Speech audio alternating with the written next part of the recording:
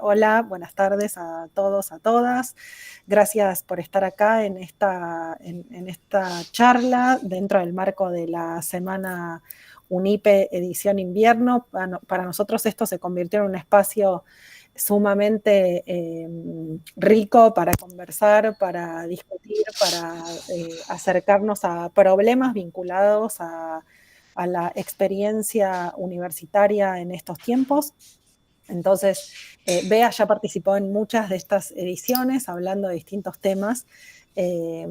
Hoy particularmente la invitamos a conversar acerca de inteligencia artificial y yo ya no sé si decir desafíos o usar palabras más fuertes, vamos a quedarnos con desafíos, que supone para la producción de conocimiento. Quiero agradecer mucho que está Ana Pereira, vicerrectora de nuestra universidad, con quien charlamos y discutimos muchos estos temas. Sé que en muchas universidades, tanto de Argentina como del resto del mundo, hay estado de estupor entre docentes y gestores, como, bueno, ¿qué es esto? ¿Es algo de otro orden? Hubo otros momentos en la historia reciente, en la historia de las tecnologías digitales, que las universidades se preguntaron a sí mismas qué hacer ante esto. Creo que también un poco traccionado por la prensa, el avance de la inteligencia artificial pone en duda y en cuestión modos de hacer históricos y tradicionales, y parece que es un tembladeral total, o que estamos ante un cambio profundo de voy a ajustarme solo a esto, a los modos de producir y difundir conocimiento.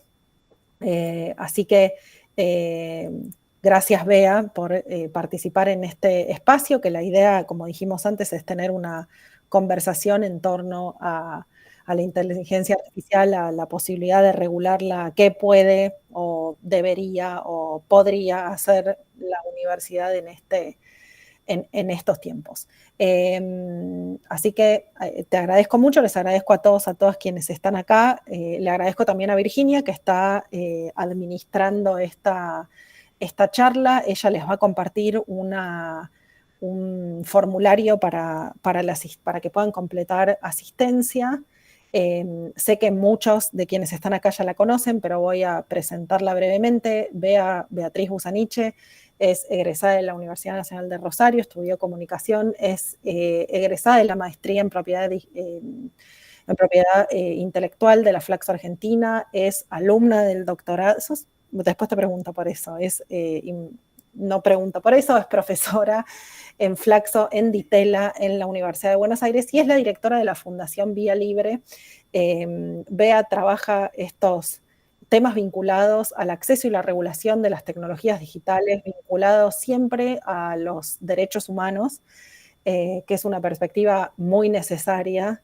Y la verdad es que es un lujo poder conversar con vos, Bea. Voy a contar que Bea gira todo el año por todo el mundo discutiendo estos temas, así que esté hoy acá con nosotros es un honor absoluto. Y arranquemos nomás. La idea es escucharla primero a ella y después abrir para preguntas y conversación. Bueno, muchas gracias, Pato. La verdad que es un placer compartir con colegas, porque todos acá todas somos colegas. Así que es un gusto para mí estar en este espacio una vez más. Ya he estado en otras ocasiones hablando de otros temas. Y este es un tema particularmente escabroso y difícil porque tiene un montón de aristas que es necesario mirar. Y cuando estábamos con Pato conversando sobre qué abordaje darle y demás, yo estaba así como pensando por dónde lo agarro, por dónde vamos. Y medio último momento, pensando bien qué hacer, dije, vamos del principio. Porque una cosa es hablar de políticas públicas de distintos tipos, de regulación de ciertas cosas, de cómo integrar elementos en nuestra vida pedagógica y en las currículas, o cómo integrarlos en nuestras metodologías de enseñanza y aprendizaje y demás. Pero como se darán cuenta, no estoy usando un sustantivo claro cuando digo integrarlo, poner, hacer. Estoy dejando ahí unos puntos suspensivos que me parece que es a donde tenemos que mirar primero. Eh, esta charla que la armé en algún momento para discutir la cuestión regulatoria me pareció que era lo mejor de lo que tenía armado como para compartir con ustedes, porque varias de las disquisiciones que hemos tenido en la conversación, incluso con Pato previa a esta reunión, tienen que ver con cuáles son los grandes temores que hay, cuáles son los grandes desafíos que hay. Sin ir más lejos, hoy hablabas, Pato, recién de los medios de comunicación, estaba viendo noticias de que en Villa Cañas van a integrar, van a tener la primera escuela donde van a tener una maestra con IA. Pocas veces he visto semejante nivel de humo, porque es humo, es una estafa desfachatada, que está llegando a los medios de comunicación como si fuera la gran novedad y la gran innovación. Entonces, para mirar y para poder ponerle el cascabel al gato, primero hay que saber qué clase de bicho es esta bestia a la que hay que ponerle el cascabel. Es bastante ambicioso decirle vamos a poner el cascabel al gato, porque en realidad ni siquiera sabemos si es efectivamente un gato. Así que vamos a arrancar con, esperen que, ahí voy, vamos, con una definición pantanosa. Es un terreno muy complejo. Arrancamos de el concepto difuso de inteligencia artificial. ¿Qué es la inteligencia artificial? Es muy complicado encontrar una definición apropiada, tanto para implementar, pensemos directamente en políticas públicas, como para pensar estrategias pedagógicas. Funciona de la misma forma.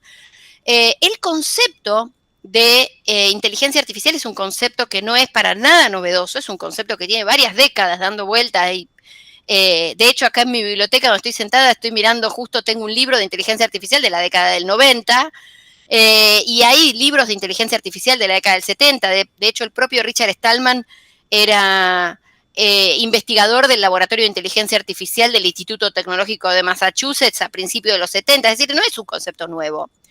Ahora, ¿de dónde nace este concepto? Este concepto nace, y creo que ahí trae su propio veneno integrado en la concepción, nace de una estrategia de marketing de algunos investigadores como John McCarthy, Minsky, Nathaniel Rochester, Claude Shannon, que en las conferencias de Dartmouth, en el verano de mediados de la década del 50, en el 56, tenían que ponerle un nombre ganchero, un nombre cautivador, un nombre sexy, a una disciplina de ciencias de la computación que era profundamente aburrida y que no tenía un buen marketing para la captura de fondos. Cualquier parecido con la actualidad no es coincidencia. Hoy se le pone inteligencia artificial a todo justamente porque hay grandes negocios detrás. Y hay mucha plata detrás y hay mucho humo detrás. Entonces, lo primero que yo quiero hacer con esta conversación con ustedes es despejar el humo. El concepto de inteligencia artificial es un concepto difuso, en primer lugar. Si recurrimos a un libro que es un libro excelente que se llama AI Snake Oil, no hay una traducción al español apropiada. Perdón, ¿se escucha mi perro? Porque está ladrando mi perro, porque está pasando algo y no sé por qué ladra, así que espero que no se esté escuchando. Yo estaba por pedir que se silencien para No, silenciar al perro, pero si es eso lo dejamos participar. Es mío, ese es un hincha, es cualquier cosa lo hace ladrar, está cada día más ladrador, dentro de poco lo voy a empezar a mandar a algún lado, a dejar encerrado en algún lugar lejano para que no escucharlo, pero bueno, ya se va a calmar. Si recurrimos a dos académicos que escriben, que tienen un newsletter muy interesante que se llama AI Snake Oil.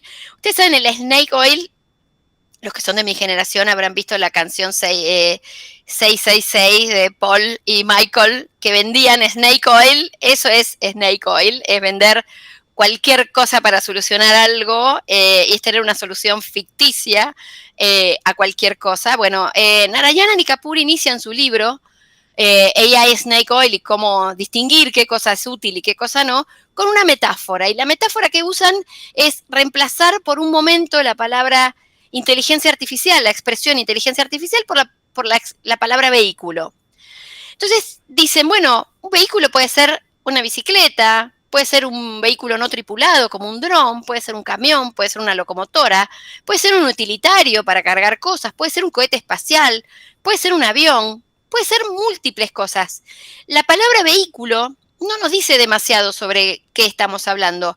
Sobre todo, o sea, entendemos que es un vehículo, pero por ejemplo, si queremos regular los vehículos o si queremos analizar el impacto de los vehículos en el medio ambiente, o si queremos analizar la responsabilidad civil de quienes manejan un vehículo, que son cosas de las que se habla hoy en el campo de la IA, por ejemplo, es muy distinto pensar qué necesitamos para manejar una bicicleta o qué necesitamos para manejar un avión o qué necesitamos para manejar una locomotora o un auto en la ciudad. De hecho, los carnets de conducir son diferentes y para manejar una bicicleta no necesitamos un carnet de conducir. Sin embargo, la bicicleta sigue siendo un vehículo y el auto sigue siendo un vehículo y el camión de cargas y la locomotora y todos son vehículos. Bueno, eso mismo nos pasa hoy con el concepto de inteligencia artificial. Afirmaciones como la inteligencia artificial daña el medio ambiente. ¿Cuál? ¿Qué uso de la inteligencia artificial? ¿Qué parte de la inteligencia artificial? Es lo mismo que decir los vehículos dañan el medio ambiente. ¿Sí? Nos encontramos con este tipo de paradojas. Esta cuestión la ponen en la primera página del libro, Narayana y Kapoor, para tratar de empezar a despejar cuestiones que tienen que ver con qué inteligencia artificial estamos usando y cuáles son las capacidades de esa inteligencia artificial. Primera gran salvedad, ¿de qué hablamos cuando hablamos de inteligencia artificial? No quiere decir que no tengamos conceptos. Hay conceptos que nos permiten abarcar la inteligencia artificial, pero la mayoría de los conceptos, me voy a pasar una slide, que es la definición, por ejemplo, de uno de los sistemas regulatorios más consolidados, que es la Ley de Inteligencia Artificial de la Unión Europea, que todo el mundo está mirando y todo el mundo está viendo a ver cómo funciona, qué pasa con ella, cuánto tiempo llevó a hacerla, cómo se va a implementar. Está entrando en vigencia en estos días y ya, por ejemplo, hay una copia casi exacta de la Ley de Inteligencia Artificial de la Unión Europea como proyecto de ley en el Congreso argentino. Hay como una tendencia a tratar de hacer regulaciones de tipo paraguas para la inteligencia artificial. Bueno, la definición operativa en términos regulatorios de la Unión Europea es que la IA es un sistema basado en máquinas que está diseñado para funcionar con diversos niveles de autonomía y que puede mostrar capacidad de adaptación tras su despliegue.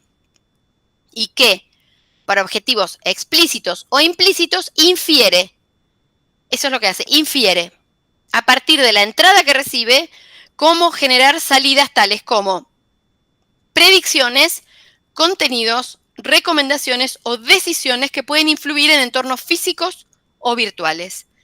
La OSD tiene una definición muy, muy parecida, es casi idéntica. Entonces me voy a volver a mi vieja, a los slides anteriores, y les voy a contar que, por ejemplo, esta definición incluye, si la tomamos al pie de la letra, la MONIAC. La MONIAC es una computadora analógica hidráulica fabricada por Bill Phillips de 1949. Esta máquina, que me parece una belleza, es una máquina, una computadora hidráulica. Si aplicamos la concepción de IA, esta MONIAC hace todo lo que dice la definición de IA. Por lo tanto, tenemos bicicletas y trenes de alta velocidad y aviones y monopatines, todo en la misma regulación. Habiendo dicho eso, no todo está perdido y no voy a decir que no se puede regular. Hay 2 o 3 elementos que tenemos que despejar y esto es muy importante para nuestro sector, que es el sector académico y el sector docente.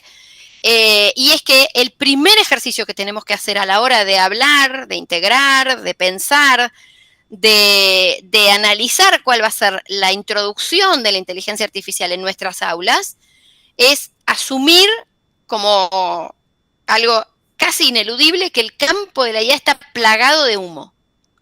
Plagado de humo, plagado de cosas que te dicen que los sistemas pueden hacer y que no hacen, plagado de versos como este de la maestra, que se llama Zoe encima, le pusieron Zoe, parece Zoe Cash, parece si lo hubiera hecho Cositorto, quizás hubiera tenido más delicadeza, pero esa es la maestra de Cositorto. No descarto no descarto que haya algo por ahí. Pero digamos, es un campo plagado de humo. Entonces, esa primera distinción de qué cosa es humo y qué cosa es conocimiento académico, sostenido en evidencia, con evaluación de pares y demás, es el primer ejercicio que como docentes tenemos que hacer. Y tenemos que ayudarle a nuestros estudiantes a hacer ese ejercicio. Y en conjunto con ese ejercicio, lo otro que tenemos que hacer es evitar el pánico moral. El pánico moral es un muy mal consejero. El pánico moral fue muy mal consejero cuando Internet llegó a nuestras vidas y creíamos que nuestros estudiantes iban a hacer todos sus trabajos sacando información de Internet y que por lo tanto iban a dejar de consultar a la biblioteca, iban a dejar de ver libros, iban a dejar de procesar el conocimiento. Otra instancia de pánico moral, tomando lo que planteaba Pato cuando abrió la conversación, hemos estado en otras instancias de pánico moral. Bueno, otra fue cuando estaba Wikipedia en el aula. ¡Oh, qué horror! Los chicos buscan las respuestas que les damos para los trabajos prácticos en Wikipedia. ¿Y quién hace Wikipedia? Lo hace cualquiera Wikipedia. Entonces, ¿cómo? Bueno, estamos ahí un poco. Evitemos el pánico moral. O sea, tenemos que caminar en ese sendero de evitar el pánico moral y evitar el humo. Pero, por otro lado, también nos toca la responsabilidad de no permitir que las corporaciones controlen el juego. En muchos casos vamos a ver una cantidad de propaganda inmensa vinculada con integrar tecnología en nuestras escuelas, por ejemplo, o en el aula. Bueno, esa integración de tecnología nadie dice que no se deba hacer. Ahora, no la debe hacer una corporación. Hay acá en Buenos Aires, no sé si probablemente si están por acá la hayan escuchado, en muchas radios sale una publicidad de la intendenta de Vicente López, que está orgullosa de que Vicente López tiene la primera escuela Google del país, y dice, es la primera escuela certificada por Google del país. Y yo cada vez que lo escucho me enfurezco porque digo, ¿quién es Google para certificar una escuela? Google te tira tecnología, te pone tecnología, te hace propaganda de su tecnología. Digo, estamos usando una plataforma de Google, nadie está contra Google. Estamos en contra de que las corporaciones manejen el juego. Las decisiones, y sobre todo las decisiones en nuestras aulas, las tiene que tomar el sistema educativo. Lo propio pasa con una noticia que ha estado dando vueltas en estos días también, es que se va a hacer obligatorio el estudio de inteligencia artificial desde los primeros grados de la escuela primaria. Y uno puede pensar, sí, esto es necesario. Ahora, ¿qué tipo de educación en inteligencia artificial? ¿Quién va a armar esas currículas de inteligencia artificial? ¿Vamos a formar meros usuarios de esas tecnologías o vamos a formar personas que entiendan cómo funcionan esas tecnologías? Hay un abismo entre medio. Entonces, un poco esto, evitar el humo y evitar el pánico moral sin dejar que las corporaciones dominen el juego. Yo creo que ya con esto nos tenemos que retirar porque es así como un desafío gigante. No sé quién puede hacer esto. Yo digo lo que hay que hacer, no me pregunten el cómo, podemos quizás después pensar el cómo, de cómo trabajar este tipo de cosas desde el lado de las políticas educativas. Ahora, hay otras cosas que también son evidentes y que el sistema educativo no escapa a esta problemática. Los responsables de producir regulación y políticas en general entienden poco y nada del tema. Nos encontramos con una avalancha del tema de IA que arrasa prácticamente todas las esferas de la vida y la capacidad de aprender cómo funciona esto llega después. Ya llegó, ya está entre nosotros, ya se usa y hay que producir regulación, políticas, desde el entendimiento del tema. El otro problema que tenemos, que es la contracara de ese problema, es que quienes sí entienden del problema, quienes sí entienden inteligencia artificial, y vienen, digo, en Argentina tenemos comunidades académicas muy rigurosas, con mucho trabajo. Nosotros, de hecho, en Fundación Vía Libre tenemos gente que lleva más de 2 décadas trabajando en estos temas, desde el mundo académico de la Universidad de Córdoba, de FAMAF más específicamente. Entonces, no es que en Argentina no tenemos comunidades de IA, en América Latina hay comunidades de IA muy bien formadas técnicamente incluso interdisciplinariamente, gente que viene de la filosofía, que trabaja en esto, gente que viene de la sociología, de la antropología, de la lingüística, de las ciencias de la computación. Es decir, esto no es un campo nuevo en nuestra academia. Ahora, una de las cosas que nos pasa es que en muchos casos las comunidades de IA, incluso hay mucho sector pyme trabajando en IA, y hay gente que trabaja en grandes corporaciones de forma remota o local con estos temas, pero hay una mirada disímil sobre los impactos sociales de su trabajo. Desde las visiones apocalípticas de aquellos que dicen, no, esto supone amenazas existenciales, aquella carta que emitieron algunas figuras como Elon Musk el año pasado creo que fue, diciendo hay que parar la investigación por 6 meses porque hay una amenaza existencial frente a esto, desde esas visiones, hasta el sencillo, no, yo hago tecnología o hago investigación, a mí esto no me incumbe. Y con toda la gama de grises que hay entre medio. Pero eso es importante. Nada de esto, ninguna de estas miradas ayuda a diseñar un buen consenso de políticas. Acá dice regulatorio, pero en realidad es de políticas, no todo es regulación, son políticas en realidad. Entonces, este es el panorama que tenemos, que supongo que muchos de ustedes deben estar sintiéndose afines con este panorama, o no, sí. Después lo discutimos por las dudas, sí. Pero me parece que este es un poco el diagnóstico de lo que está pasando. Alcanza a ir a ver las sesiones que se hicieron en la Comisión de Ciencia y Tecnología e Innovación de la Cámara de Diputados sobre este tema para ver la cantidad de humo. Hubo gente invitada que fue a tirar humo y a querer vender su tecnología a alguien, y el nivel de desconocimiento de los temas que están sobre la mesa. Así que vamos a tratar de descuartizar un poquito este bicho que todavía no tenemos definido de forma apropiada. Algunos elementos para el debate. En primer lugar, lo que hay que decir, esto siguiendo a Narayana y Kapoor, hay 2 grandes grupos de sistemas, para ser un poco esquemáticos, podemos decir, hay 2 grandes grupos. Uno son los sistemas predictivos y otros son los sistemas generativos. Los sistemas generativos son los que vemos habitualmente. ChatGPT es un sistema generativo, los sistemas de imágenes, los que generan imágenes, el gato que estaba en la entrada al principio es un gato generado por IA, es un fruto de un sistema generativo. Por ejemplo, Udio y Suno, que son sistemas que se usan para hacer música, son sistemas generativos. Los sistemas que se usan para escribir cosas son sistemas generativos. Un Perplexity es un sistema generativo. ChatGPT es un sistema generativo. Copilot para software es un sistema generativo. Ese tipo de cosas son sistemas generativos. Tienen sus propias características. Y después tenemos los sistemas predictivos, que son más allá de lo que nos puede parecer como sentido común, que creemos que lo que más ha circulado en la puesta en funcionamiento son los sistemas generativos, porque son los que más nos han llamado la atención. Hemos visto cantidades de videos, cantidades de cosas. No son los sistemas generativos los más preeminentes en el uso público, sino, y los que se han integrado a la vida social de forma más silenciosa y por lo tanto más problemática, son los sistemas predictivos. Los sistemas predictivos son aquellos sistemas que de alguna forma tratan de establecer una condición a futuro, algo que hay una probabilidad de que pase en el futuro, basado en datos del pasado. Cuando hablamos de sistemas predictivos, no vamos a tirar al bebé con el agua del baño.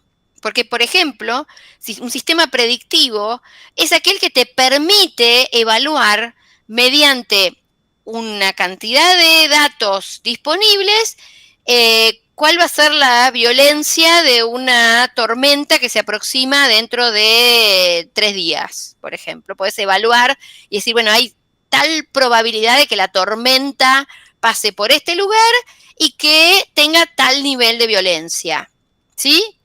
De hecho, muchas veces estas predicciones fallan porque hay margen de error, porque nadie te dice hay un 100% de probabilidad de que esto toque el terreno justo por acá. Capaz que la tormenta después se corre y entra por otro lado, pero es probabilístico, el resultado de eso es probabilístico.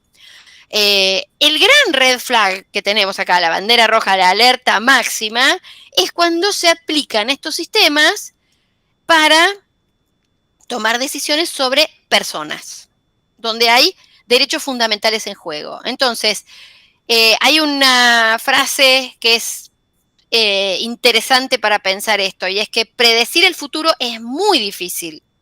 Es bien difícil, sobre todo cuando hay personas involucradas. Pero es bien fácil confundir una predicción con una profecía autoconfirmatoria. Y ahí es donde los sistemas predictivos traen las mayores alertas. Hay dos casos que yo quería compartir con ustedes de referencia.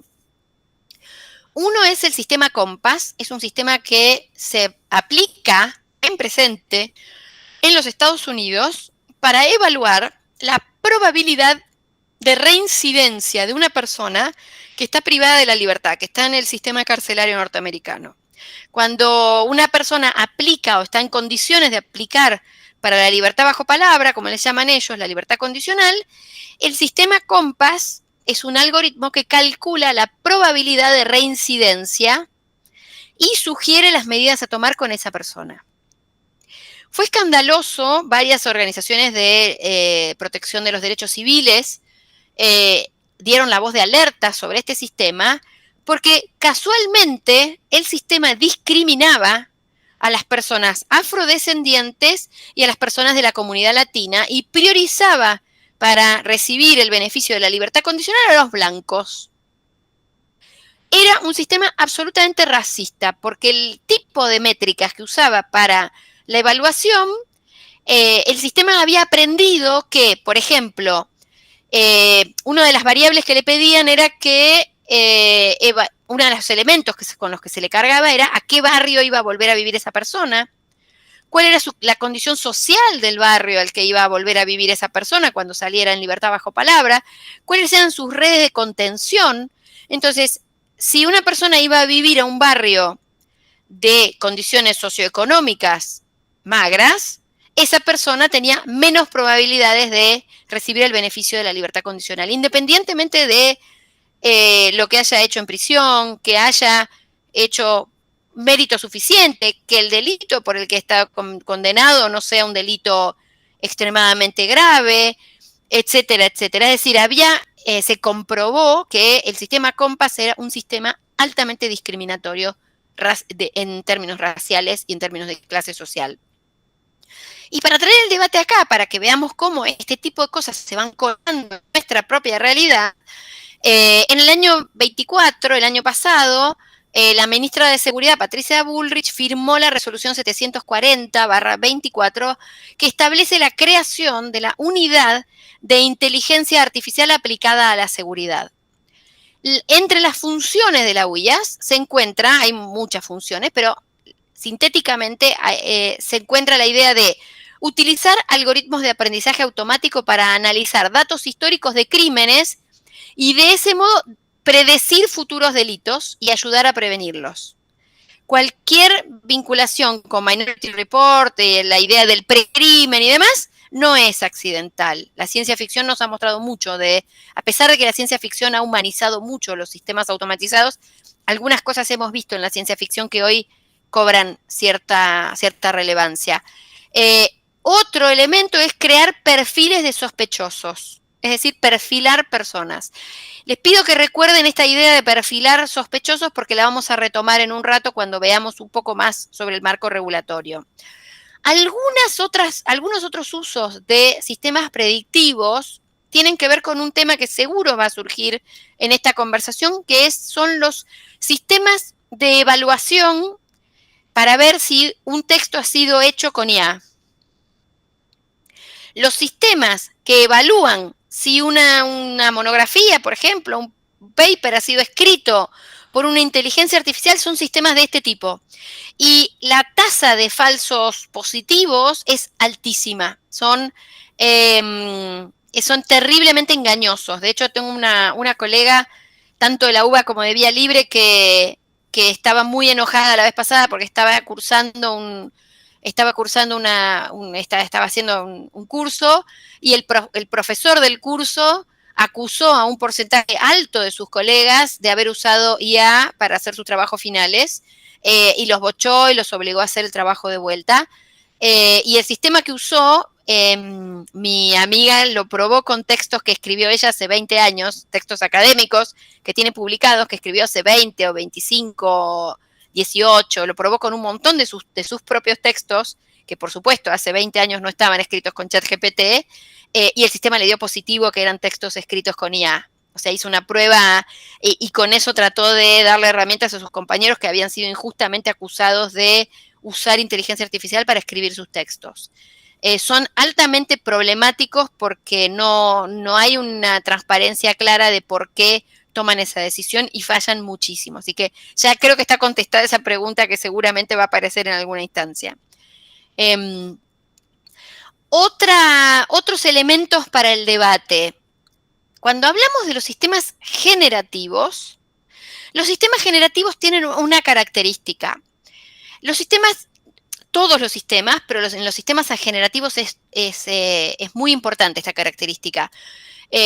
Los sistemas generativos alucinan.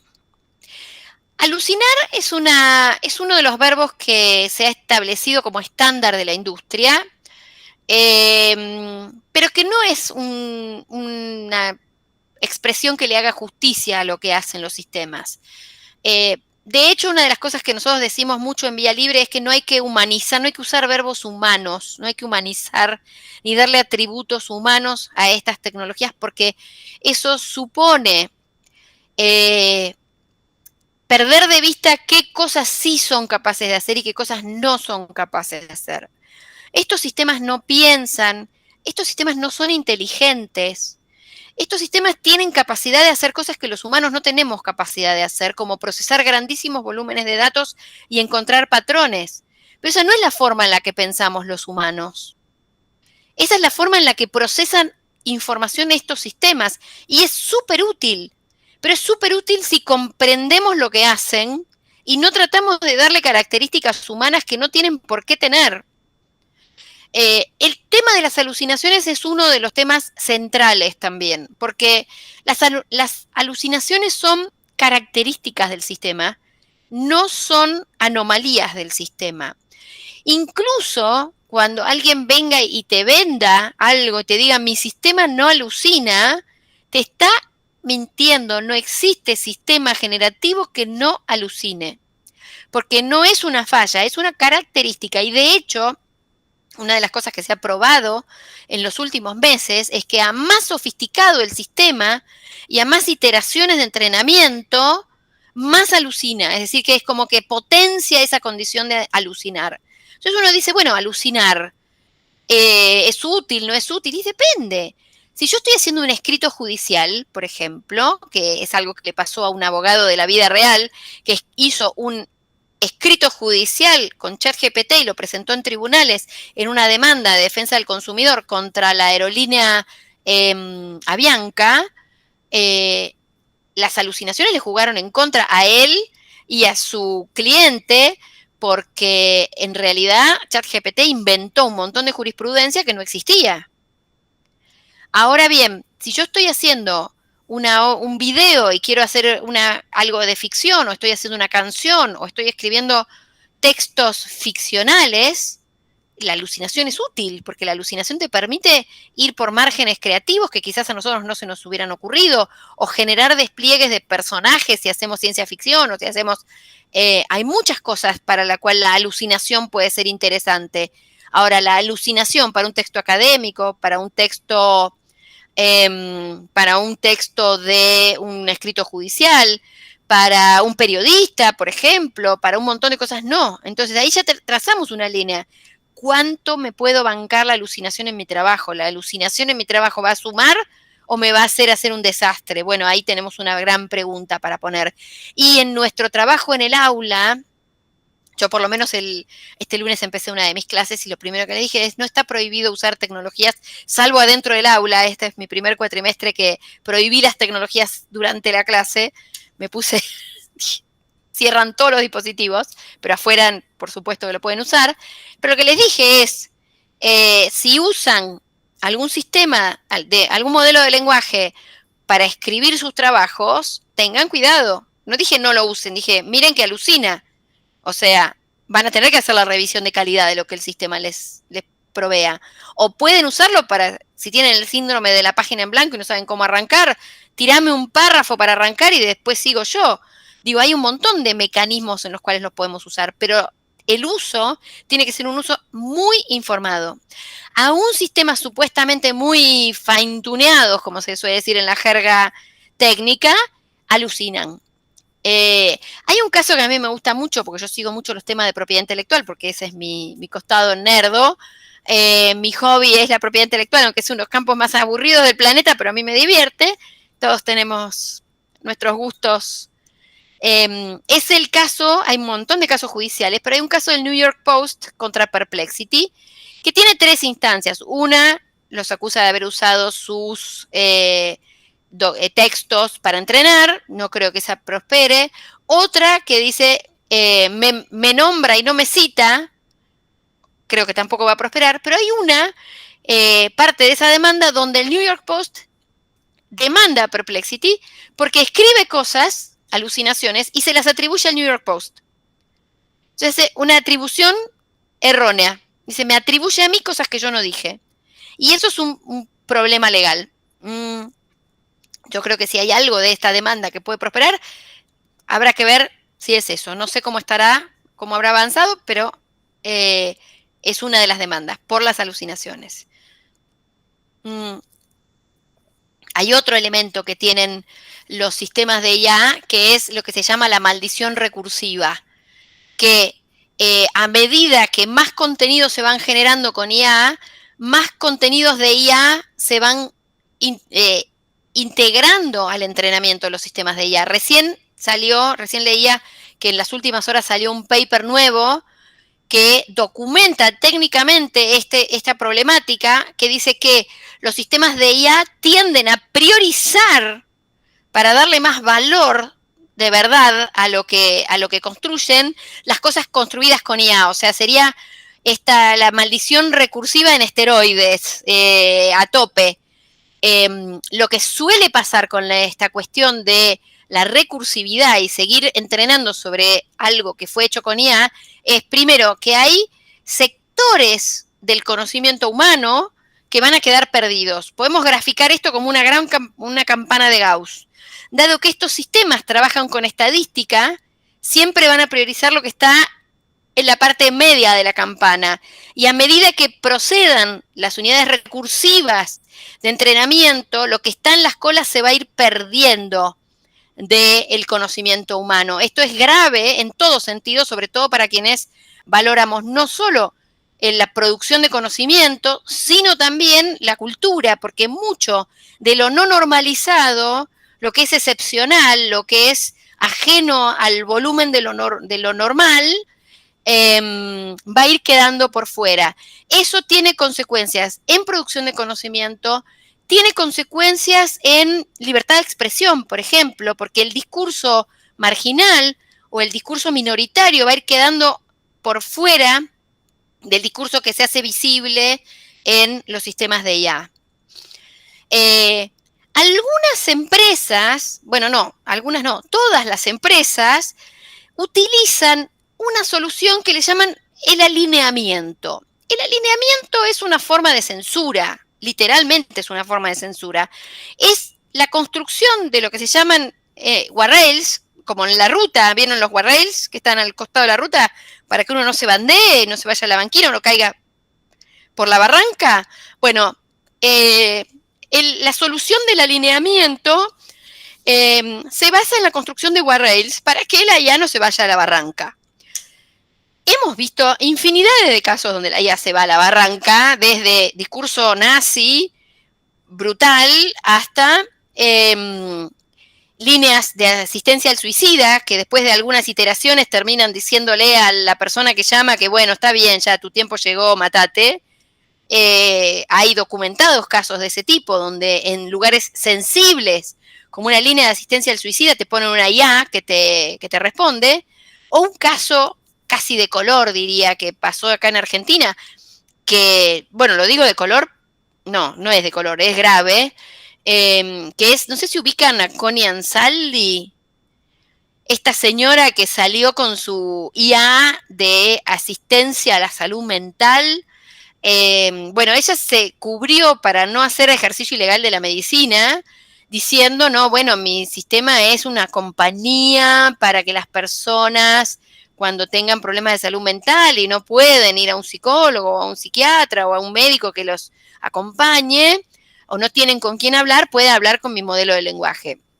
Ella juraba y recontrajuraba que su sistema jamás iba a recomendar ningún tipo de medicación, porque eso, por supuesto, a ella le traería responsabilidad civil y penal por ejercicio ilegal de la medicina. Bueno, algunas personas interesadas en esto se pusieron a jugar con el modelo de lenguaje y a la tercera o cuarta iteración lograron que el sistema le diga, bueno, tomate un clonacho, y cosas por el estilo.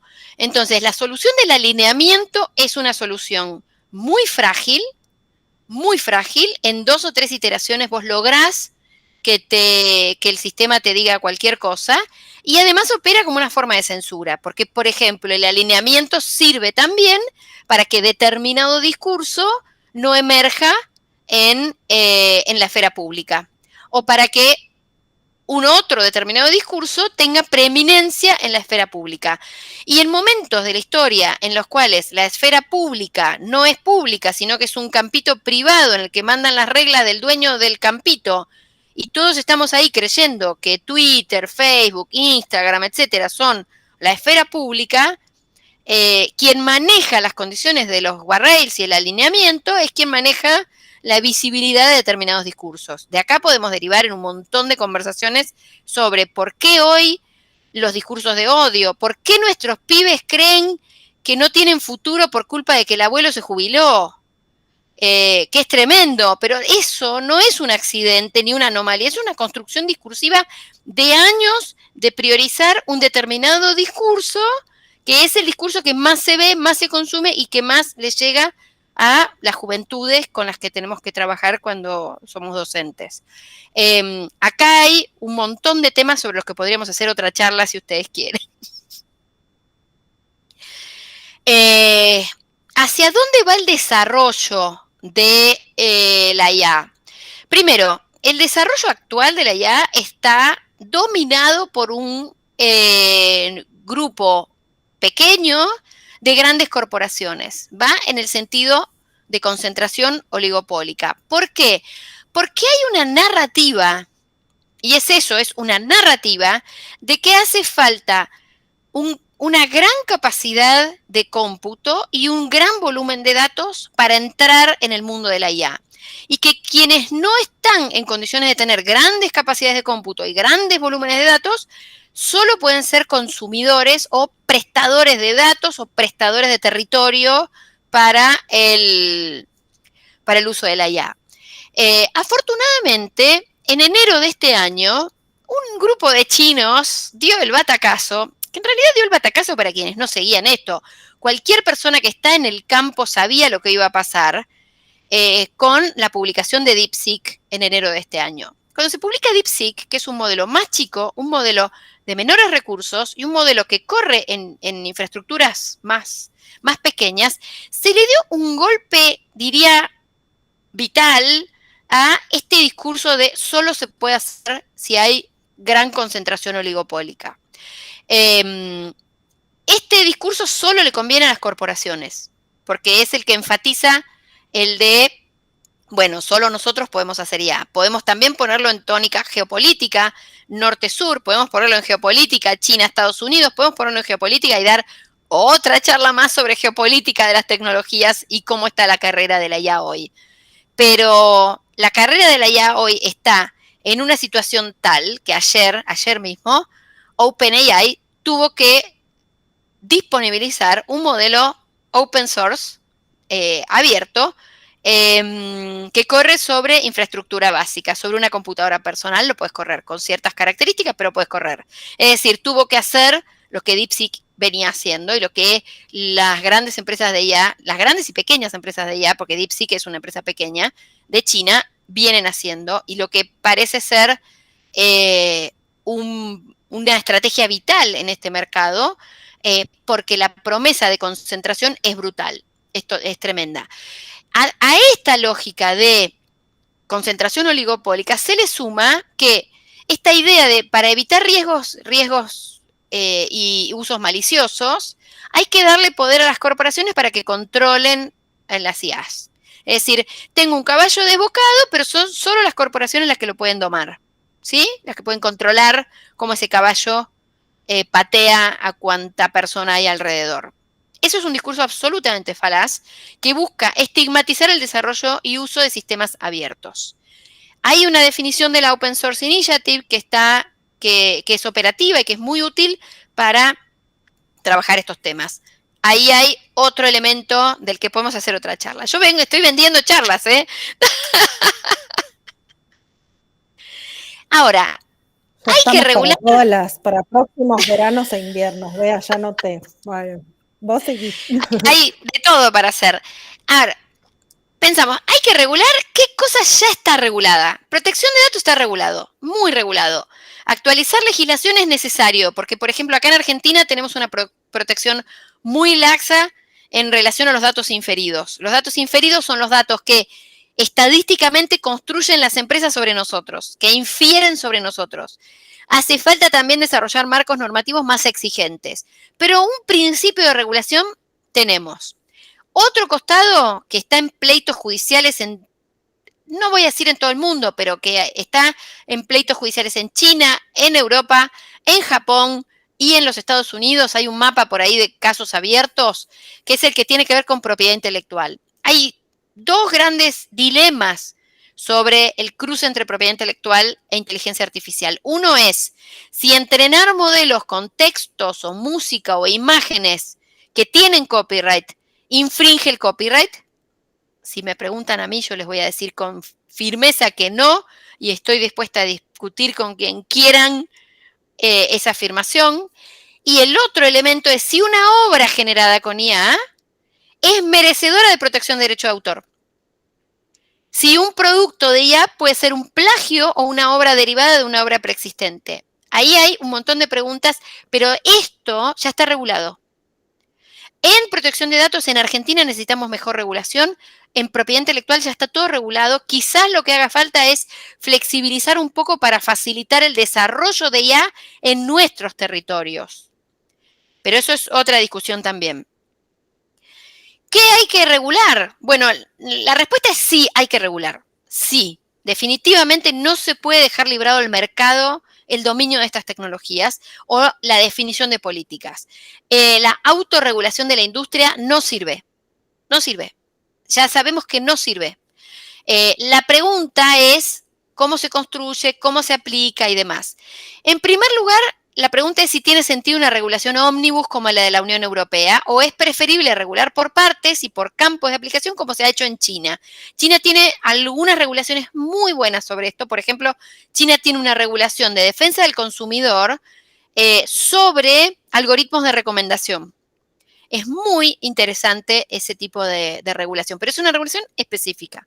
Después, se tienen que crear nuevos órganos reguladores. En ese brete está en este momento la Unión Europea, que tiene que crear órganos reguladores, órganos de aplicación de la norma. Tiene una norma súper extensa y tiene que crear órganos de aplicación. Es decir, expertos, expertas que sepan evaluar, por ejemplo, las condiciones de los guardrails, evaluar las alucinaciones, evaluar el código de los modelos de lenguaje, evaluar todo. Bueno, para eso hace falta un conocimiento experto que es costoso en el mercado. Hoy día tener profesionales de ese perfil es muy disputado en el mercado, cobran muy bien, el sector privado se los lleva rápidamente, entonces generar capacidades estatales es todo un desafío.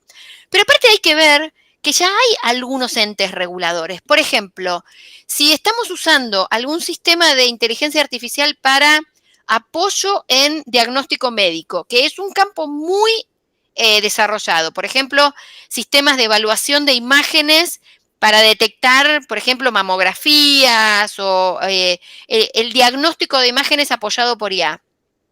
Bueno, cuando uno integra un nuevo equipamiento a la vida en el sistema sanitario, tiene que estar aprobado por los organismos regulatorios en materia de autoridad sanitaria, en la autoridad sanitaria. Digo, uno no puede meter, qué sé yo, cosas así o por ejemplo, un sistema de IA no puede suplir a un médico. No puede recetar una medicación, por eso es ejercicio ilegal de la medicina, eso ya está regulado. ¿Y hace falta un gran órgano regulador de la IA para eso? No. Con que, con que el órgano que regula la actividad médica ponga un límite o diga esto sí, esto no, ahí ya tenés una regulación. O lo mismo los colegios de abogados que pueden decir, bueno, ¿qué puede usar un abogado de IA?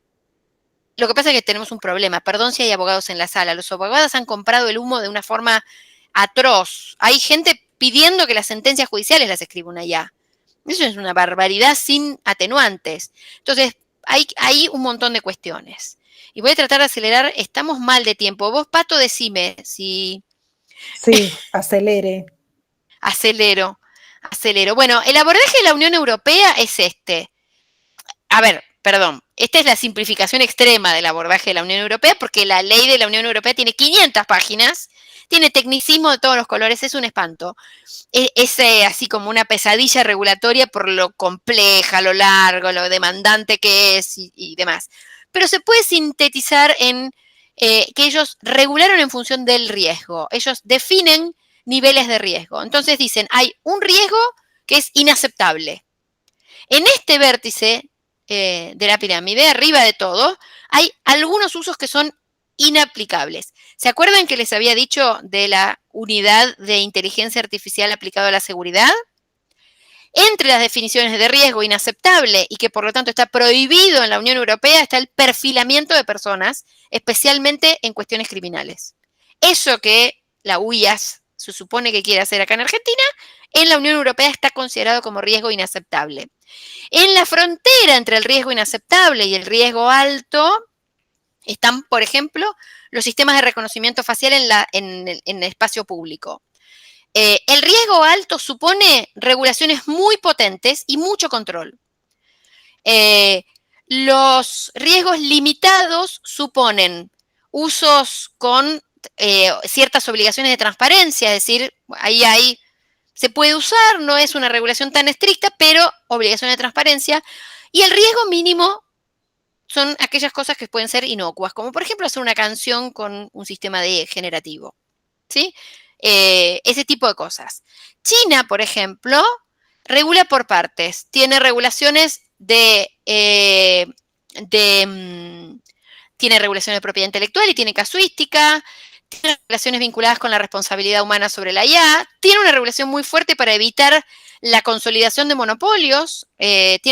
Una de las claves del mercado chino es que impiden bajo cualquier metodología que se consoliden megacorporaciones como Google, como Apple. O sea, ellos no quieren que este conocimiento se concentre en una gran corporación. Entonces, tienen una política de fomento de pequeñas y medianas empresas, de mucho fomento de educación en este tema. De hecho, ellos tienen IA desde las escuelas primarias y toda la lucha contra la conformación de conglomerados monopólicos relacionados con la IA.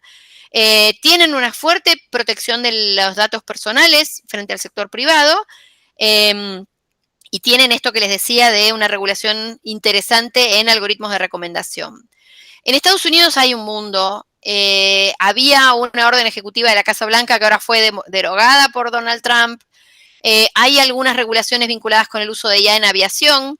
Esto a nivel federal. Está la ley de datos personales en el área de salud que regula el tema de datos inferidos. Hay alguna regulación federal a nivel defensa nacional y promoción de la investigación, pero después hay algunas regulaciones estaduales, como por ejemplo la Ley de Privacidad del Consumidor de California, que es una de las más estrictas en materia de protección de datos. En Argentina hay a la fecha más de una veintena, creo que ya hay como más de 30, incluso una copia casi literal de la Unión Europea. pero la visión del Poder Ejecutivo actual es ofrecer a la industria tecnológica extranjera un territorio libre de regulación, bajo la consigna de que la regulación frena la innovación en este campo. Entonces, lo primero que hay que hacer para tener algo que decir en este campo es proteger el sistema científico, promover la formación de capacidades y promover el sistema público de investigación, porque sin educación pública de calidad, perdón que traje mi panfleto, pero lo traje, la inserción de Argentina en el campo de la inteligencia artificial será solo extractivista y de pura y dura explotación. Y le voy a dar una mala noticia, no mala, una noticia. Aún ofreciendo a Argentina como campo de IA de mero extractivismo, de pura y explotación, las inversiones en IA de las grandes corporaciones no están viniendo a Argentina, ninguna. Nadie está invirtiendo en data centers en Argentina, nadie está invirtiendo en tecnologías en Argentina, nadie está invirtiendo en IA en Argentina. Es decir, lo de Argentina como el cuarto polo de IA es, como ya lo dije antes, puro humo. Y muchas gracias. Y ahí están mis datos de contacto. Y abramos nomás a la conversación. Vamos a dejar de compartir, así nos vemos la cara. Buenísimo, gracias, Bea. Quedamos peor que al principio. Manija, manija. No, pero déjenme decirles... Solo quiero decir que Argentina no, pero Uruguay sí. No es que no hay en América Latina, o sea, Chile sí. Digo Chile, que a veces Brasil, la venta de bien generalizado, Brasil también. O sea, hay. Déjenme darles una especial recomendación. Ahí está nuestro sitio, que es vialibre.org.ar. Pero en el sitio que está al lado, que es ia.vialibre.org.ar, van a encontrar nuestro trabajo pedagógico con profes de secundaria de la provincia. Nuestros papers académicos, porque nosotros publicamos en revistas académicas, o sea, todo lo que estamos haciendo está validado por revisión de pares, revistas académicas en ciencias de la computación, y mucho material que puede ser de interés para todos ustedes, sobre todo en el área de sesgos y discriminación en modelos de lenguaje, que es un poco la especialización que hicimos. Dicho esto, si ya copiaron, si no, después vía Pato les comparto los slides para que ustedes también los tengan. Sí. Igual va a estar grabada esta charla y después va a estar en el canal de YouTube, así que si no pueden ir ahí, pero sí, Silvina, cuando se suba el video, que va a ser esta misma semana, ahí podés tomar la Biblia, ahí abrimos a preguntas, comentarios, si alguien quiere romper el hielo. Que abra el micrófono y arranque. Mariela, dale. Necesito romper el hielo. Estoy enfermita y por eso estoy en casa. Y estoy abuelando también. Soy de Villa Cañas, chicas. Pero tranqui, Bea. Yo no trabajo en esa institución. Acá somos ciudad, pero somos un pueblito, o sea, es un pueblo con intención a ciudad y nombrada ciudad. A mí me tiene sumamente preocupada esta parte, y yo estoy transitando mi doctorado en educación. Yo trabajo en el Instituto número 38 de Villa Cañas. Y bueno, el doctorado lo estoy haciendo en la UNR de Rosario. Mi alma mater. Bueno, soy maestra de nivel primario. Estoy destruida, gente, pero bueno. Maestra de nivel primario, mi título de base, y realmente estoy muy preocupada porque es como que salimos en todos lados. Bueno, así es, los medios de comunicación, hablando de ya. Bueno, y o sea que cuando rompiste el hielo vos y dijiste eso, yo dije, no estoy tan equivocada, porque por ahí parezco la mala de la ciudad, o además cuando uno opina. Yo también tengo mis opiniones y mis fundamentos, porque estoy llevando una tesis adelante, una investigación. Entonces, bueno, también, realmente un gusto estar en este espacio, y bueno, me pareció grato romper el hielo de esta manera, porque si bien soy de la localidad, bueno, yo sigo leyendo, estudiando y viendo, y bueno, de lo mejor de mi corazoncito, y también trabajo dentro del Ministerio de Educación de Capital Humano, Nación, siendo evaluadora de Feria de Ciencias, ¿sí? Bueno, Mariela Bacaro, acá mi nombre, ¿sí?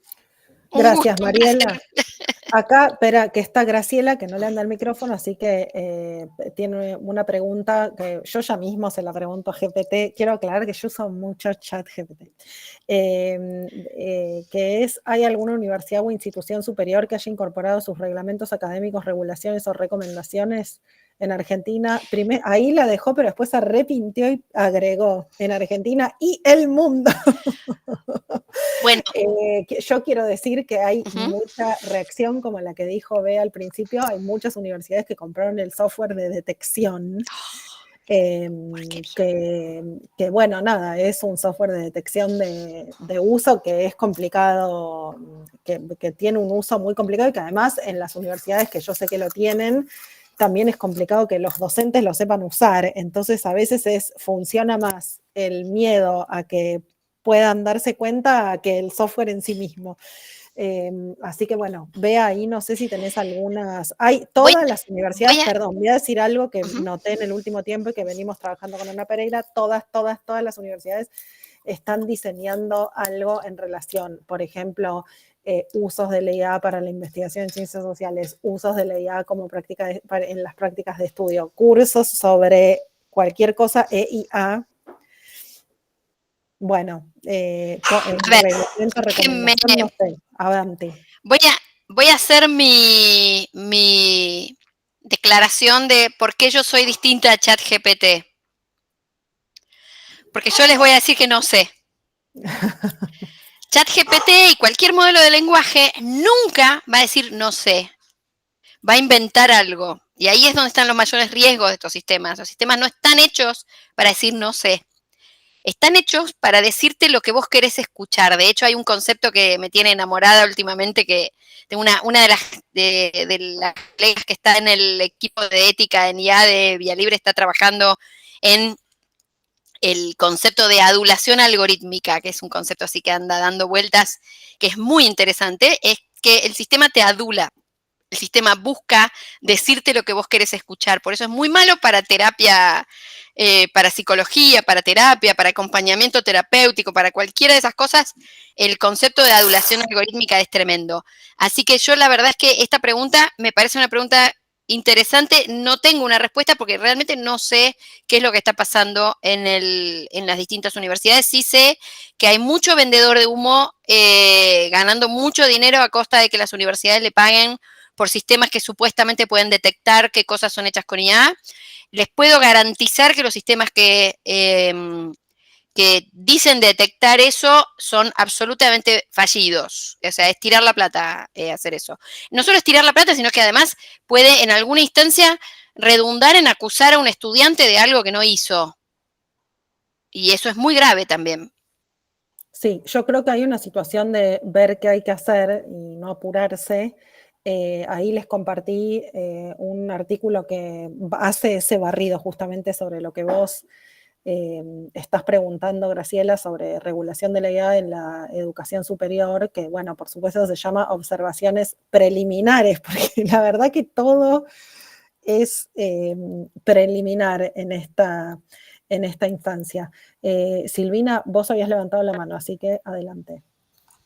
Hola, buenas tardes. Súper interesante todo lo que compartiste, Beatriz. Y yo estoy preocupada, igual que la colega que recién habló. Soy docente en secundaria y en terciario. Y lo que me pasa a mí es que no me preocupa tanto encontrar el trabajo hecho con inteligencia artificial porque lo encuentro a diario. Mi preocupación es cómo la incluyo, cómo la transparento, pero sin obstruir procesos cognitivos que quizás no estaban. O sea, o que yo me doy cuenta que quizás sí se logran a través de una lectura y que no se logran solo a través del uso de la inteligencia generativa. Entonces, todo el tiempo, no sé, y hay un montón de cursos y participo y escucho, pero yo todavía no le encuentro la vuelta a cómo hacer para que esos procesos cognitivos que yo quizás desde mi formación considero que llevan a la comprensión, que llevan a una comprensión profunda, no se están logrando con esto que es tan rápido, tan efectivo, tan efímero, tan rapidito. Yo como les digo, parece que hicieran sapito, pero nunca logran una profundidad para decirme qué es lo que está pasando ahí. Entonces, bueno, esa es mi preocupación y lo pienso también en que lo veo en el terciario, lo veo en el secundario y yo creo que se va a seguir viendo también en la primaria y a mí realmente me preocupa, ¿no? O sea, yo no sé cómo seguir dándole vuelta a esto, que estas instancias son para mí lo más fructífero. Gracias, Silvina. Esa es nuestra preocupación, no es solo tuya. Es tremenda la preocupación y creo que nadie tiene una respuesta, no hay una bala de plata. No hay, la prohibición no funciona, porque la prohibición puede ser efímera. Yo, por ejemplo, a mis estudiantes de grado, tienen 19 años, les dije no dispositivos en el aula, porque ya tenemos detectado que en el aula el dispositivo les quita la atención, o sea, en un momento se van de la clase sin darse cuenta. Incluso estando sentados ahí, están en otra cosa. Y eso lo comprendieron bien, lo hablamos bien, o sea, no fui prohibicionista, sino fue una conversación, dije, ustedes son adultos, todos son mayores de edad, por eso están acá, segundo año de una carrera de grado, son adultos. Ahora, coincido completamente con la preocupación sobre las capacidades que se van a perder si seguimos delegando funciones cognitivas en la máquina, como la escritura, como la comprensión de texto, como el resumen de un texto, como los cálculos matemáticos. Digo, a nadie se le ocurre dejar de enseñar matemática porque tenemos la calculadora. Porque el ejercicio de aprender el cálculo y aprender cómo funciona y demás, más vale que es formativo de nuestra propio conocimiento. No sé qué solución hay. Honestamente, yo no soy pedagoga. Sé que en pedagogía se está trabajando mucho esto y sé que no hay insisto, una bala de plata. Yo sí te puedo compartir, y con todos ustedes, el curso que hicimos con profes de secundaria en Córdoba. Que de paso ya les cuento, es un curso que lo hicimos en Córdoba con apoyo del Ministerio de Educación de Córdoba, con apoyo institucional, digamos, porque lo tuvimos que bancar nosotros al curso, pero que fue un éxito, porque lo que hizo el ministerio fue dar puntaje docente, así que eso ya nos trajo, tuvimos una demanda, abrimos la inscripción y en menos de 24 horas tuvimos que cerrarla porque se nos fue de las manos. Y en ese curso trabajamos cómo usar modelos de lenguaje, fue un curso de modelos de lenguaje y discriminación. Todo el curso completo lo estamos ahora digitalizando porque eso fue una experiencia híbrida, con encuentros presenciales los sábados a la mañana. Terminaron más de 300 docentes, o sea, fue una cosa que para nosotros no solo se nos fue de las manos, sino que fue un éxito rotundo. Docentes del interior de la provincia de Córdoba, que había días, los sábados se hacían 200, 300 kilómetros para venir a cursar. O sea, estamos sumamente contentos con esto. Y lo que estamos haciendo ahora es digitalizar todo el curso para poder escalar a otros territorios, ya sea a nivel país como a nivel Latinoamérica. Queremos también que esto pueda ser usado porque además es material pedagógico en español y en español latinoamericano, que también tiene sus particularidades. Y entonces lo que queremos hacer es llegar a otros territorios. Quizás después, Pato, porque veo que ahí que están pidiendo que vayamos a otros lugares, podamos ver cómo lo hacemos, porque en este momento estamos buscando alianzas, porque sí o sí necesitamos alianzas, porque no tenemos plata para ir nosotros, entonces necesitamos territorialidad también para hacer el curso y que haya alguna afinidad, o sea que podemos hacerlo en La Pampa, sería genial hacerlo en todo el país, pero a nosotros nos sirvió mucho tener el acuerdo con el Ministerio de Educación de Córdoba, que fue el que nos motorizó a la gente, nos movilizó a la gente, nos trajo a la gente, hizo la difusión y demás, y así lo hicimos. De todos modos, en ese sitio de ia.vialibre.org.ar está todo el material producido, y en breve, ahora estamos en la etapa de filmar los videos, porque hicimos clases presenciales y actividades asincrónicas en campus. Prácticamente todos los materiales están ahí, muchas de las prácticas pedagógicas, porque lo que hicimos fue que para aprobar el curso, porque dimos certificado de aprobación contra entrega de trabajos, la aprobación del curso era llevar ciertos ejercicios al aula. Entonces, no solo impactamos en docentes, sino que impactamos en estudiantes. O sea, tuvimos un impacto en miles de estudiantes que aprendieron cómo usar un modelo de lenguaje y cómo funciona un modelo de lenguaje. Para nosotros eso fue un golazo, porque ya entender cómo funcionan estas tecnologías le da a los chicos criterio para decidir cómo usarlo. El pánico moral se cura con información, con buena información. Si nosotros sabemos qué cosas hace el sistema y cómo funciona y dónde falla, podemos desarrollar capacidades para entenderlo y para usarlo de forma apropiada. Así que bueno, mi invitación es a eso. Materiales tenemos, no hay mucho. Lamentablemente, la Fundación Sadowski hizo una currícula para enseñar IA en las escuelas y no es eso lo que se va a aplicar en las escuelas según el Ministerio de Educación ahora. Así que bueno, pero hay algunas currículas donde podemos ir a buscar. Por ahí podemos después, Pato, si querés fuera de la reunión, buscar algunos materiales y compartirles al resto. Sí, totalmente, totalmente. ¿Alguien más tiene pregunta, comentario? A ver, mil gracias, que llegue a La Pampa, Córdoba Corazón, bien. De todos modos, hay un uso autónomo enorme, o sea, más allá de que desde ya pienso que es un ámbito para la política educativa y para el diseño curricular, hay mucho uso autónomo. En principio, uno ya, cualquier cosa que busca en Google, lo contesta la inteligencia artificial de Google, y me pasa, yo doy clases también de movida, en otras claro, universidades, donde contesta. Muchas veces la gente dice que nunca usó, pero en realidad viene usando hace un montón y no se enteró. A ver, por ejemplo, cualquier autocorrector es un sistema de estos. O sea, los sistemas lo que hacen, no sé cuánta familiaridad tienen con esto, pero es estadísticamente prever cuál es la próxima palabra que va a venir después de una palabra. Han embuchado tal cantidad de información que lo que hacen es tener estadísticamente que después de tal palabra viene tal otra. Es así, o sea, por eso es que también tienen un montón de sesgos, porque aprenden de lo que más vieron, de lo que está normalizado, lo que está más difundido. Pero entender cómo funciona ya es un paso gigante, sobre todo para los chicos. Acá Graciela necesita un seminario virtual urgente, pero yo quiero decir algo, ahora te doy la palabra, Matías. También de confesión de partes, quiero decir que yo uso un montón, chequeo un montón, uso mucho para chequear. Me gustaría saber usar mejor. Sí, charlando con colegas, están pasando cosas, por ejemplo, esta la voy a compartir porque me pareció sumamente interesante,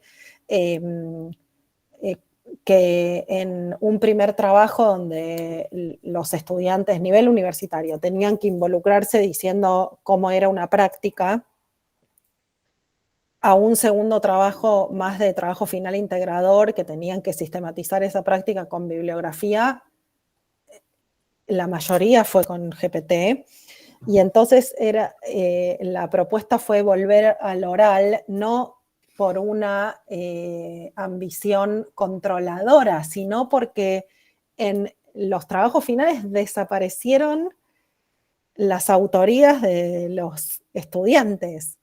Y no lo digo ni siquiera en términos de propiedad intelectual ni de ningún tipo de propiedad, sino que yo creo que GPT te hace las cosas muy bien de modo estándar, o sea, las zafás.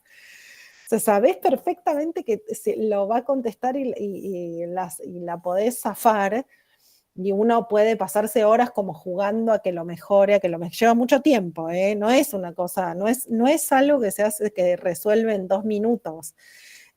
O sea, sí tiene una velocidad de respuesta como nunca vimos, pero después, si uno está involucrado con lo que está haciendo, lo tiene que ir complejizando mucho. Pero también tiene esto de que los textos que produce pueden ser estándar, pero sin autor, o sea, como que desapareces vos como la persona que lo está haciendo, como con tu propio argumento. Hicieron ejercicios algunos escritores de pedirle que escriba algo al estilo de, y salen bien, no salen mal.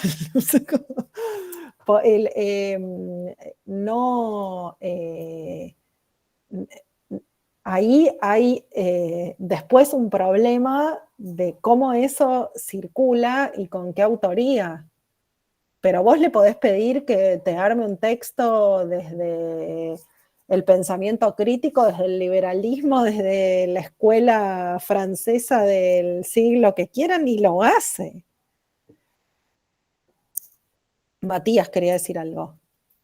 Sí, a mí por ahí aportando un poco lo mismo que decía Silvia, creo que es un desafío para las didácticas.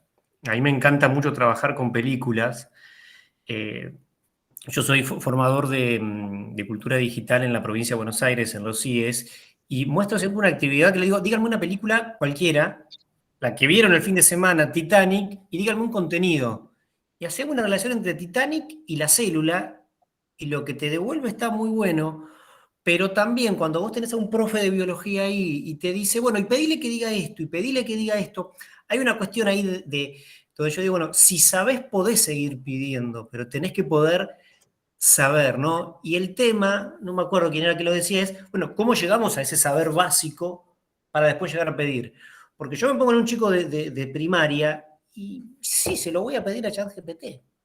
Y también pensando en la tecnología, digo, volvemos, creo que como decía Patricia recién, y bueno, examen oral, cara a cara, y veo si lo sabes o no lo sabes. Y yo pensaba, bueno, pensando en las didácticas, que es algo que me preocupa a nivel general, es, vamos a hacer una entrevista a un especialista y después eso editarlo, que es lo que no va a poder hacer, para después sí quizás pedirle a la inteligencia artificial.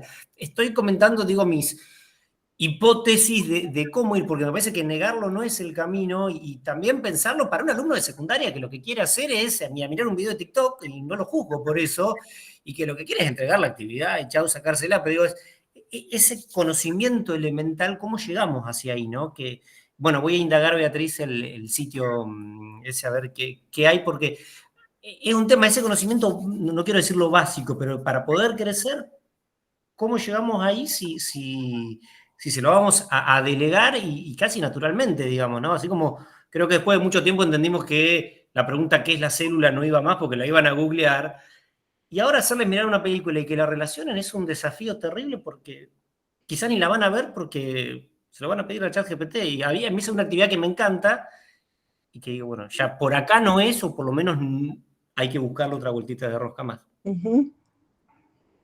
Sí, pero ahí está buenísimo pensarlo, aunque es muy difícil, no en competencia. Yo trabajo mucho con directores de secundaria que todos, sin excepción, me dicen la tentación de prohibir todo es muy grande porque nos resuelve el cotidiano.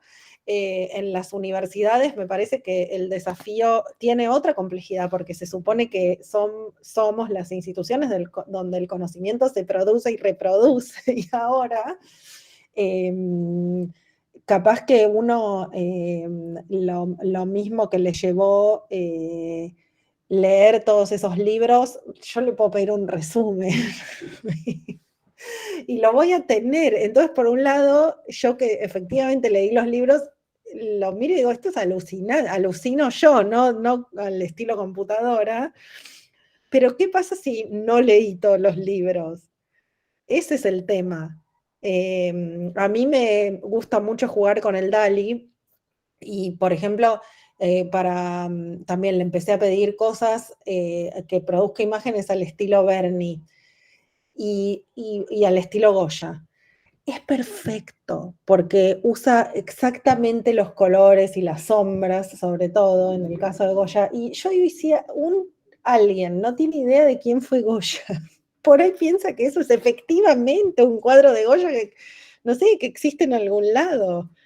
Digamos, porque a veces lo que hay que saber no es cómo funciona, o sea, sí, hay que saber cómo funciona, pero no es lo único.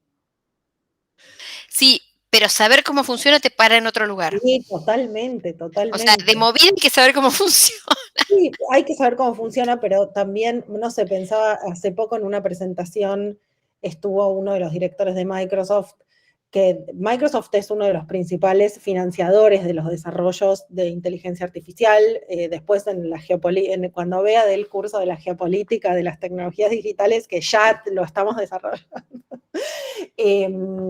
es súper interesante porque Microsoft venía, entre muchas comillas, de capa caída, pero con el desarrollo de ChatGPT volvió a ubicarse como una de las grandes corporaciones tecnológicas.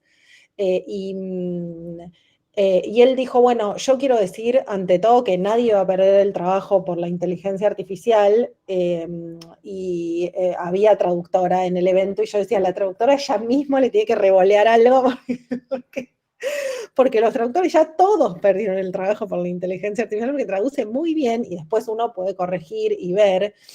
Y también hay un movimiento, a mí me llamó la atención, en universidades que, por ejemplo, hicimos una actividad en muchas universidades y bueno, después a partir de eso se produjeron una serie de informes y el primer informe vino en inglés y a las pocas semanas lo recibimos en español porque lo tradujo uno de los que estaba en la Universidad de España, pero en la intro dice orgullosamente traducido sin inteligencia artificial. Como como la reacción a que lo puro es cuando lo hace sin. Y a mí eso me parece complicado también. Eso es un poco conservador también. Sí.